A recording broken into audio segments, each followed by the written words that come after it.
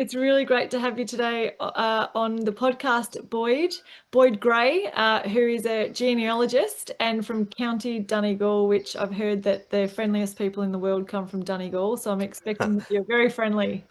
Well, I hope not, because I'm actually from County Derry. Okay, okay. Then Yeah, it's my wife's from County Donegal, so I can't say anything about it because she's sitting in the other room and she'll hear me. All right.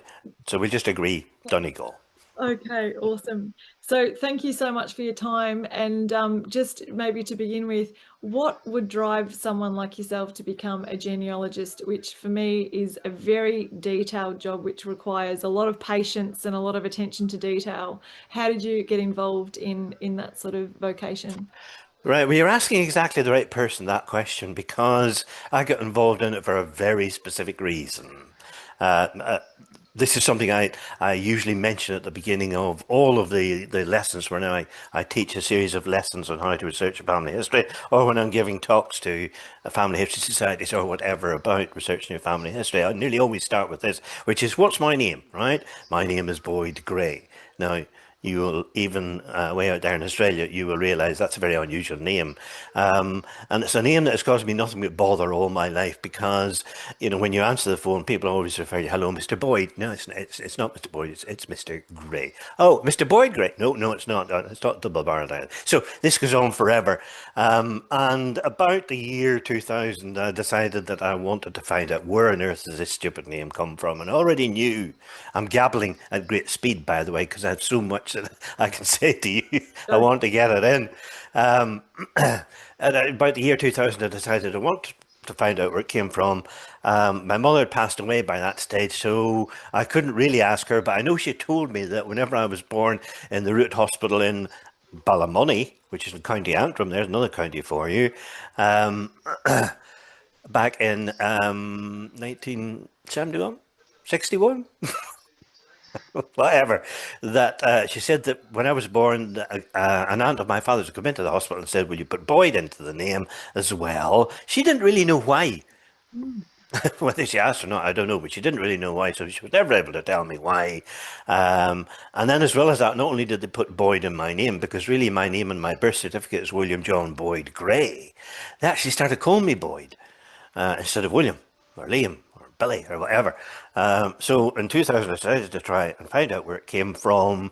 Uh, by that stage, everything was just beginning to go on the internet genealogy wise. So when I started to research it and look it up, I didn't have to go to the dusty archive. Well, I did for a couple of years, but very quickly I didn't have to go to dusty archives or museums or anywhere else. It's all online. It's all on the internet. It was all going on the internet. Partially, let's give credit where credit's due here, partially due to the Republic of Ireland's Prime Minister at that time, Enda Kenny was his name, the Taoiseach, because he wanted to attract visitors. So he was putting all of this stuff online and saying to people in America and Australia, "Come over here, we can research your family history and you can visit where your ancestors came from." And it worked. So it all went online, and I was able to research it online, gradually acquiring expertise in researching family history. But online, my expertise was mainly online. And then to finish the story, we came to about 204 or 2004, 2005. And instead of people helping me and me getting it online, I was helping other people. And then one man from New Zealand, Paul Murphy, said to me, I have a big firm of lawyers. I don't have much time, but I have plenty of money. Would you actually do it for me? Would you do the research for me? And I'll pay you. Shh, don't tell the tax man. All right. So I did. That's why I started researching family history for people online. And I have to say, I retired from teaching in order to do this. And it has, for the last 20 years, it has just filled my life. My wife has to drag me off the computer at about 2 o'clock in the morning. So, does that answer your question? Unreal, unreal. And what personally do you like the most about it? What gives you the biggest kick out of helping people? Another excellent question because it's a combination of things. I personally love fiddling on the computer. I'm no great technical wizard, as you might have seen from the beginning here, but I do love fiddling at it. Secondly, I was not a historian. I'm very careful to call myself a history teacher, but I did a lot of history research and I love researching. So that's the second reason. The third reason is that you can see the photographs behind me here. Those ones actually are photographs of my wife's family and my own are in a different wall here beside me. And when I looked at my grandmother, in an old photograph taken when she was about 22, 23, I thought to myself, who's this beautiful looking woman? This can't be my grandmother. She's an old woman stooped over with a little bun on the back of her head and grey hair and glasses.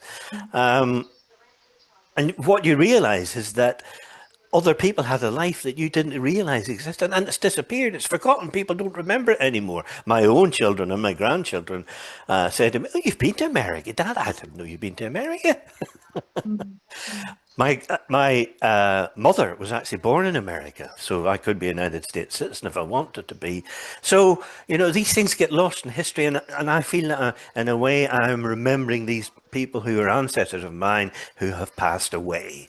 And I also find that being a history teacher, I specialised in 19th century social and domestic history. So I was fascinated by it. And this is exactly what that is. It's your own people in the 19th century and how they lived. But there's one final reason. That was three, wasn't it? There's a fourth reason as well, which is that after you've done all the research online, you need to go out to the place where the particular family lived in the countryside here. It's the little business I run is West Ulster Genealogy, so it's mainly in West Ulster. That's the three counties of Donegal, Derry, and Tyrone. But in actual fact, people